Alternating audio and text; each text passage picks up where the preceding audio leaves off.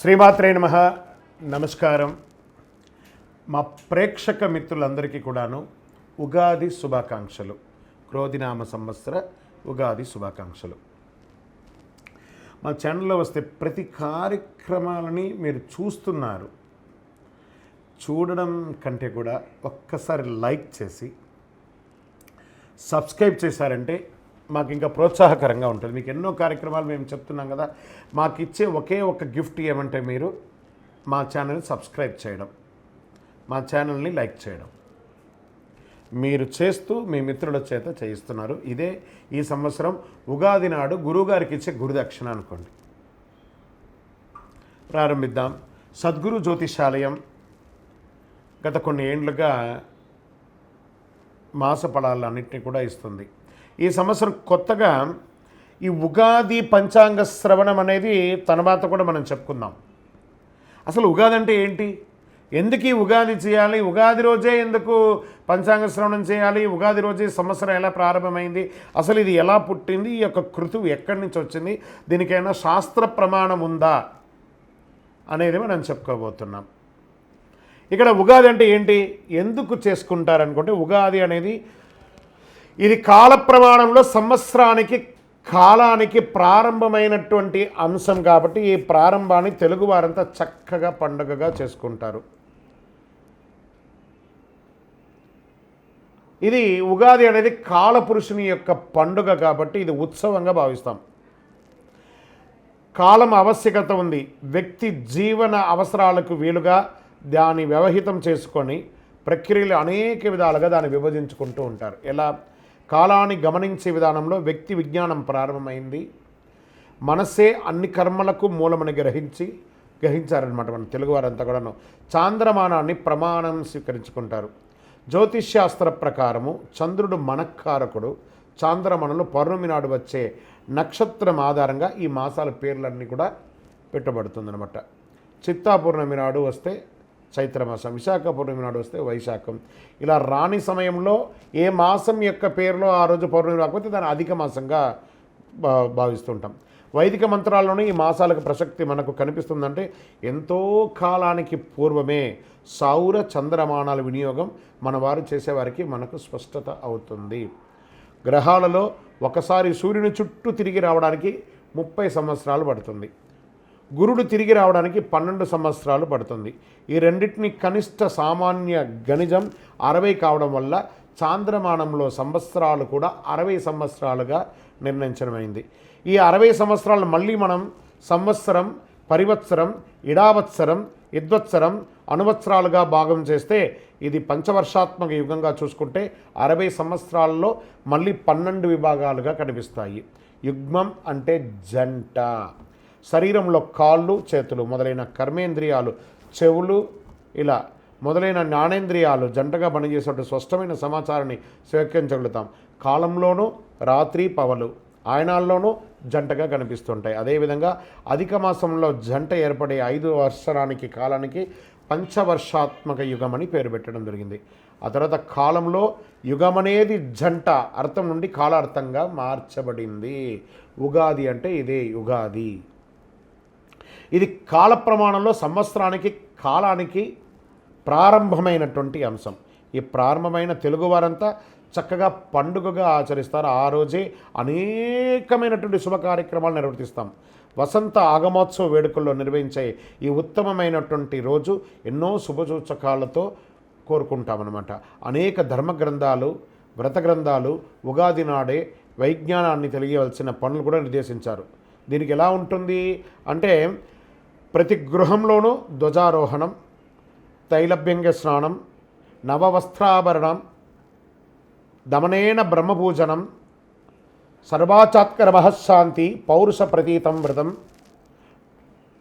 బింబకుసుమ భక్షణం, పంచాంగ పూజ, పంచాంగ శ్రవణం, ప్రసాద ప్రారంభం, రాజదర్శనం, వసంత నవరాత్రి ప్రారంభం. ఈ విధంగా అనేక అంశాలు ఉగాది నాడు చేయవలసిన కృత్యుల్లో ప్రాధాన్యంగా చేశారు. తెలుగువారు ప్రత్యేకంగా జరుపుకునే ఈ ఉగాది నాడు తప్పనిసరిగా నివర్తించే ఏమేమి ఉంటాయంటే మనం అందరం చేసుకునేదండి ఉగాది పంచాంగ శ్రవణం, పచ్చడి, ఏదైనా దేవాలయంకి వెళ్ళడం. ఇంకా చాలా కూడా దీని గురించి మనము చెప్పుకోవచ్చు. ఎంత అద్భుతం అంటే ఈ సంవత్సరము పేరు వచ్చేసి క్రోధినామ సంవత్సరం. 2024 ఏప్రిల్ 9 నాడు వస్తుంది. ఏప్రిల్ 8 సోమవారం కొత్త అమావాస్యతో శోభకృతనామ సంవత్సరం పూర్తి అవుతుంది. ఏప్రిల్ 9 మంగళవారం నుంచి క్రోధినామ సంవత్సరంగా ప్రారంభమవుతుంది. బ్రహ్మకల్పం ప్రారంభమైన మొగతిరి ఉగాది ప్రభవ. మొదటి ఋతువు వసంతం, మొదటి నెల చైత్రం, మొదటి తిథి పాడ్యమి, మొదటి వారం ఆదివారం. ఆ రోజే సృష్టి ప్రారంభమైంది. చైత్రమాసం శుక్లపక్షంలో సూర్యోదయ వేళకు పాడ్యమి తిథి ఉన్నందున ఉగాదిగా నిర్ణయించారు. ఏమని చెప్పారు? ఎలా వచ్చింది ఇది? అగస్య ఆదిహి ఉగాది. ఉగా అంటే నక్షత్రం యొక్క గమనం, దీనికి ప్రారంభం ఉగాది అని అర్థం. బ్రహ్మకు పగలు అంటే మనుషుల లెక్క ప్రకారం 4, 3, 2 సుమారుగా 7 సున్నాలు అంటే చూసుకోండి, 4,32,4,32,00,000 సంవత్సరాలు. ఈ నోటికి కూడా తిరగట్లేదు ఆ సైబర్లతో. రాత్రి కూడా ఉంటే బ్రహ్మకు ఒకరోజు 86,40,00,000 సంవత్సరాలు అన్నమాట. బాబాయ్, ఇలాంటివి 360 రోజులు పూర్తి చేస్తే ఆయనకు ఒక సంవత్సరం అయినట్టు బ్రహ్మకు లెక్క. అంటే 3,11,40,00,000 సంవత్సరాలు. ఇలా 100 ఏళ్ల బ్రహ్మ ఆయుషే ఇంత. ఇప్పుడున్నది 7వ బ్రహ్మ, అంటే ఇన్ని యుగాలు అయిపోయాయి. ఇప్పటి వరకు 6 బ్రహ్మలు సృష్టి కార్యాలు ముగించారు. 7వ బ్రహ్మ ఇప్పుడు ద్వితీయార్థంలో ఉన్నాడు. అంటే ఇప్పుడు ఆయన వయసు 51 సంవత్సరాలు. కలియుగం ప్రమాదినామ సంవత్సరం చైత్రశుద్ధ పాడ్యమి రోజు ప్రారంభమైంది. ఈ కల్పం ప్రారంభమైన చెప్పాలి అంటే 19,197,29, 49, 114 సంవత్సరాలు నెంబర్ పరంగా చూసుకుంటే ఇన్ని సంవత్సరాలు అయింది. ఇప్పుడు మనం వైవస్వత మన్వంతరంలో కలియుగంలో ఉన్నాము. ఈరోజే వేదాలని రక్షించే రోజు కూడా. మహావిష్ణువు మత్స్యావతారాన్ని ధరించి సోమకాసుని రాక్షసుని సంహరించి వేదాలను రక్షించి బ్రహ్మకు అప్పగించిన రోజు ఉగాది. శ్రీరాముడు విక్రమాదిత్య శాలివాహన పట్టాభిషేకుడై రోజు కూడా ఉగాది. ఎంత అద్భుతం! వరాహమిత్రుడు పంచాంగాన్ని జాతికి అంకితం ఇచ్చిన రోజు కూడా ఉగాది రోజే. తెలుగు సంవత్సరాల పేర్లు ఎలా వచ్చాయి మరి అన్ని చెప్పుకుంటున్నాం కదా. 24, 25 తెలుగు సంవత్సరం పేరు క్రోధి. తెలుగు సంవత్సరాలు మొత్తం 60. ప్రభవ నుంచి మొదలై అక్షయతో పూర్తయ్యి ఒక ఆవృతం పూర్తయినట్టు మళ్ళీ ప్రభవతో ప్రారంభమవుతుంది లెక్క. ఈ సంవత్సరాలకు పేర్లు పెట్టడం వెనక విభిన్న వాదనలు కూడా ఉన్నాయి. శ్రీకృష్ణుడికి 16,100 మంది భార్యలు, వారిలో సాందీపని అనే రాజకుమారికి 60 మంది సంతానం. వారి పేర్లు తెలుగు సంవత్సరాలకు పెట్టారని ఒక కథ ఉంది. నారదుని యొక్క సంతానం పేర్లు వీటికి పెట్టారని మరో కథ కూడా ప్రాచుర్యంలో ఉంది. దక్ష ప్రజాది కుమార్తెలు పేరు కూడా ఇవే అని చెప్పి అదొక కథ ఉంది. ఉగాదికి ఈ 60 సంవత్సరాలకి ఇన్ని పేర్లున్నాయి. ఈ పండుగ తెలుగువారు చాంద్రమాన అనుసరించి నూతన సంవత్సరంగా జరుపుకుంటారు. ఈ పండుగను కేవలం తెలుగు రాష్ట్రాల వారే కాకుండా బెంగాల్, కేరళ, పంజాబ్, మహారాష్ట్ర, అస్సాం రాష్ట్రాల్లోనూ జరుపుకుంటారు. కర్ణాటకలోను ఉగాదిగానే పరిగణిస్తే మహారాష్ట్రలో గుడి పావడ అనే పేరుతో పిలుస్తారు. తమిళనాడులో పుత్తాండ్ అని పిలుస్తారు. మలయాళీలు విషు అని పిలుస్తారు. సిక్కులు వైశాఖిగాను, బెంగాలీలు పాయిల్గాను, బైశాఖ్గాను జరుపుకుంటుంటారు. అంటే రకరకాలుగా ప్రతి ఒక్కరు వారి యొక్క రాష్ట్ర ప్రకారం ఆ కొత్త సంవత్సరానికి చాలా విశేషమైనటువంటి పిలుస్తారు. ఈ ఉగాదితో ప్రారంభమయ్యే క్రోధినామ సంవత్సరం అందరికీ శుభాలు కలగాలని మనస్ఫూర్తిగా కోరుకుంటాము. సరే, ఏం చేద్దామండి?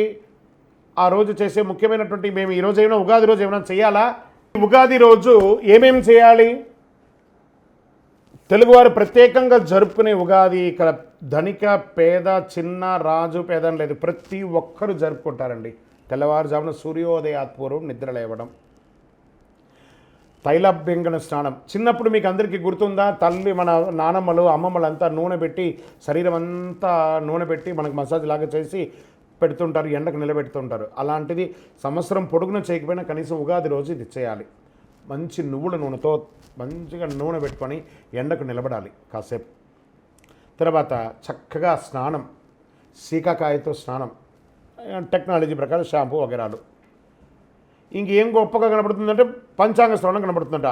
నింబ కుసుమ భక్షణం, వేప పువ్వు పచ్చడి తినడం, ఋతు సంబంధంగా పండగ ఉగాది కావడం వల్ల తప్పనిసరిగా వేప పువ్వు పచ్చడి తినాలి. మన శరీరంలో ఉన్నటువంటి రసాయన మార్పులు ఆరోగ్యపరమైనటువంటి ఆ యొక్క నరాలని యాక్టివేట్ చేస్తుంది అనమాట. ఆ యొక్క వీటన్నింటినీ కూడాను. పాల్గొన శుద్ధ పౌర్ణమి తెల్లవారి మామిడి పువ్వుని తినాలని, ఉగాది నాడు వేప పువ్వు తినాలని చెప్పడం వల్ల ఆ రోజు ఉగాది పచ్చడి షడ్రుచులతో తయారు చేయడం ఆనవాయితీ. ప్రతి ఒక్కరింటిలో చూడండి ఉగాది పచ్చడి చేస్తారు. పక్కింటి వాళ్ళకి ఇస్తారు, ఎదురింటి వాళ్ళకి ఇస్తారు, పని వాళ్ళకి ఇస్తారు, పై వాళ్ళకి ఇస్తారు, అందరికీ ఇస్తారు ఉగాది పచ్చడి. ఇక్కడ ఏం చెప్పాడు? వర్షౌదు భక్షణాం సర్క్రామ్ల కృతం. ఏం చెప్పారంటే ఆ యొక్క అన్ని రకాలైనటువంటి కలయికతో కూడినటువంటి ఉగాది నాడు సంవత్సరం వేప పువ్వు, చక్కెర, బెల్లం, చింతపండు, నెయ్యి కలిపి మొదటి జామునందే తింటే ఆ సంవత్సరం అంతా సుఖంగా జరుగుతుందని నమ్మకం మన యొక్క తెలుగువారిది. సరే, అది తీసుకుంటాం. మళ్ళీ ఏం చేయాలి? పంచాంగ శ్రవణం. తిథివార నక్షత్రాలతో కూడిన పంచాంగాన్ని ఆ రోజు వినడం వల్ల ఆ సంవత్సరం అంతా ప్రణాళిక వేసుకొని మనం రూట్ మ్యాప్, ఒక day plan, monthly plan, year plan వేసుకుంటాం కదా. ఇది ఏ సంవత్సరంలో వర్షం, ఏ నెలలో వర్షం వస్తుంది, ఎప్పుడు మూడాలు వస్తాయి, ఏ ముహూర్తాలు ఎలా ఉన్నాయి, ఏ రాశి వారికి ఎలా ఉన్నాయి, ఏం చేసుకుంటే బాగుంటుంది, రాజకీయం ఎలా ఉంటుంది, వ్యాపారస్తులకు ఎలా ఉంటుంది, ఉద్యోగస్తులకు ఎలా ఉంటుంది, వినబడే ఆ పంచాంగ శ్రవణం 5 అంగములతో కూడినటువంటి పంచాంగం అంటారు. సంవత్సరం ప్రారంభంలో సంవత్సరం యొక్క విశేషాలు అధ్యయనం చేస్తే సంవత్సరం తీసుకునే నిర్ణయాలన్నిటికీ ఒక శుభసూచకంగా ఉంటుంది. పంచాంగాన్ని గురించి తెలుసుకోవడం అంటే సంవత్సరం సంబంధమైన అంశాల ముందు జాగ్రత్త కోసం ప్రయత్నం చేస్తుంటే వర్షాలు పడే విధానం ఎలా ఉంటుంది, భూమి పండే విధానం ఎలా ఉంటుంది, ఏ ధాన్యాలకి విలువ పెరుగుతుంది, యుద్ధాలు వస్తాయా, పశు సంపద ఏమైనా ఉంటుందా, రాజు ఎవరు, మంత్రి ఎవరు, సస్యశ్యామలంగా ఉంటుందా, ఏమేమి తెలుసుకోవాలి, సంవత్సరంలో ఎలా మెలగాలి, మూడాలు ఎప్పుడు, గ్రహణాలు ఎప్పుడు, అవన్నీ చెప్పుకోవడమే ఈ పంచాంగ శ్రవణం యొక్క విశేషాలు. అన్ని వర్గాల వారిని ప్లాన్, ఒక ఇయర్ ప్లాన్ లాంటిది అనమాట. పంచాంగాలు అంటే తిథి వార నక్షత్ర యోగ కరణాలే పంచ అంగములు. భూమి నుండి ఆకాశంలో సూర్యచంద్రాదులు దూరాలను గణించే వారికి సంబంధించిన వివరాలు అందించే ఒక విజ్ఞాన శాస్త్రమే ఈ యొక్క పంచాంగం. ఒక రకంగా ఆకాశాన్ని అరిచేతిలో చూపిస్తున్నట్టే అనుకోండి.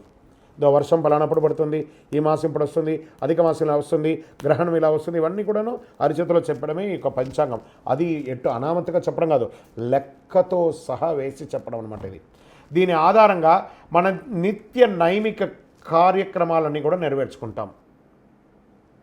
ఏం చెప్పాడు వేద ప్రమాణంలో?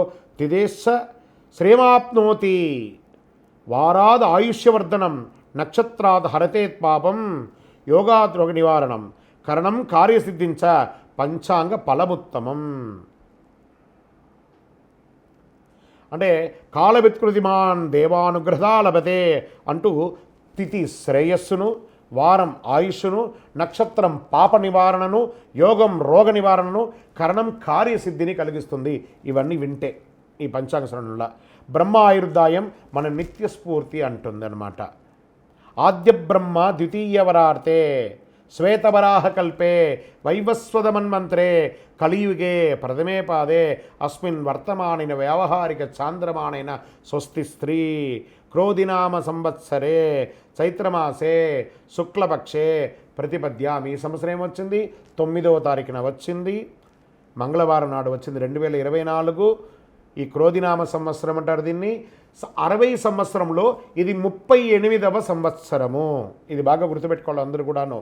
ఈ వైవస్వన్వంతరంలో 27 మహాయుగాలు గడిచిన తర్వాత 28వ మహాయుగంలో కలియుగంలో ఇప్పటికీ 5124 సంవత్సరాలు గడిచి ప్రస్తుతం 5125వ సంవత్సరంలో మనం ఉన్నాము. అవ్యవహితమైనటువంటి కాలాన్ని మన అవసరాలకు చాంద్రమాన రీత్యా విభజించుకుంటే 60 సంవత్సరాల ప్రమాణ కాలంలో వాటిలో ప్రస్తుతం 6వ యుగం అహిర్భక్తం శివదేవతాకమైనటువంటి జరుగుతున్నది. ఈ యుగంలో ఉండే 5 సంవత్సరాలు, ఈ సంవత్సరాల పేరు క్రోధినామ సంవత్సరం. వరుసలో ఇది 38వ సంవత్సరం. ఈ సంవత్సరంలో మనం ఏమేమి చేయాలి? దాన ధర్మాలు చేయాలి. పేదలకి మంచినీటి చన్నీటి ఏర్పాటు చేయాలి, మట్టి కుండలు ఏర్పాటు చేసి దాహశాంతి చేయాలి, మజ్జిగ ఇవ్వాలి, గొడుగు ఇవ్వాలి, చెప్పులు ఇవ్వాలి పేదవాళ్ళకి. ఇలాంటి దానాలు చేయడం వల్ల చాలా విశేషమైనటువంటి ఫలితాన్ని పొందుతుంది. అన్నిటికంటే కూడా పెద్దవాళ్ళకు నమస్కారం చేయాలి, తల్లిదండ్రులకి నమస్కారం చేయాలి, మీ ఇంటి గురువులని ఉచిత రీతిలో సత్కరించాలి. ఆ పంచాంగ శ్రవణం చెప్పిన తర్వాత ఆ గురువుగారికి గురుదక్షిణ ఇచ్చి నమస్కారం చేయాలి. మన ఇంటిలో పంచాంగం తీసుకొచ్చి మన ఇంట్లో పూజ చేయాలి, ఇంటిలో మామిడి తోరణం కట్టాలి, ఇంటి బయట కాషాయ జెండా ఎగరవేయాలి, పిల్లలకి అందరికీ బహుమతులు ఇవ్వాలి, పెద్దవాళ్ళకి నమస్కారం చేయాలి. ఇలాంటి కృతువులంతా కూడా చేస్తే ఉగాది నాడు ఒక మైత్రీయ భావన పెరిగి ఆ ఇల్లంతా కూడాను ఆయురారోగ్య ఐశ్వర్య భోగభాగ్యాలతో ఉంటుందని శాస్త్ర ప్రమాణం చెప్పింది. ఇది నేను చెప్పట్లేదండి, శాస్త్ర ప్రమాణం. ఉగాది యుగానికి ఆది రోజు. ఈ క్రోధినామ సంవత్సరం అందరూ కూడా ఆయురారోగ్య ఐశ్వర్య భోగభాగ్యాలతో ఉండాలని మనస్ఫూర్తిగా ప్రార్థన చేసుకుంటున్నాను. అఖిలాండ కోటి బ్రహ్మాండ నాయకుడు శ్రీ ధర్మశాస్త్ర అయ్యప్ప స్వామి వారి 18 అవతారాల దేవాలయం తిరుపతి కపిలతీర్థం దగ్గర ఉన్నటువంటి జీవకోణ ప్రాంతంలో మీకోసం మేము ప్రార్థన చేస్తుంటాము. ఉగాది రోజు మా ప్రేక్షక మిత్రులందరూ కూడా క్షేమంగా ఉండాలని మన దేవాలయంలో పూజ చేస్తాం. మీరందరూ కూడా క్షేమంగా ఉండాలి. శతమానం భవతి శతాయః పురుషః శతేంద్రియ ఆయుష్యేవేంద్రియే ప్రతిష్టతి. ఇది ఒక చిరు ప్రయత్నం మాత్రం. ఎప్పుడు పంచాంగ శ్రవణం కదా, ఈ వీడియో కొంచెం బోర్ కొట్టినట్టు ఉంటుంది. ఇవన్నీ చెప్పుకుంటుంది, ఇవన్నీ ఏం వింటాంలేని. విని చూడండి. నెక్స్ట్ జనరేషన్కి మీ పిల్లలకి అందరికీ ఇది వేసి చూపించండి.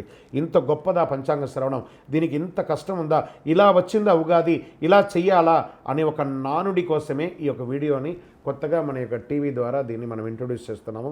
ఖచ్చితంగా మంచి మనసున్న మీరు సబ్స్క్రైబ్ చేసి మీ మిత్రులకు అందరికీ కూడా ఈ యొక్క ముఖ్యమైనటువంటి సమాచారం కలిగిన ఉగాది గురించి తెలుసుకునే ఒక మహత్తరమైనటువంటి విశేషాన్ని ఫేస్బుక్లోనూ ఇన్స్టాలోనూ వాట్సాప్లోనూ షేర్ చేయాలని కోరుకుంటున్నాం. చంద్రమౌళి వెంకటేశ్వర గురుస్వామి. శరణమయ్యప్ప శరణమయ్యప్ప శరణమయ్యప్ప.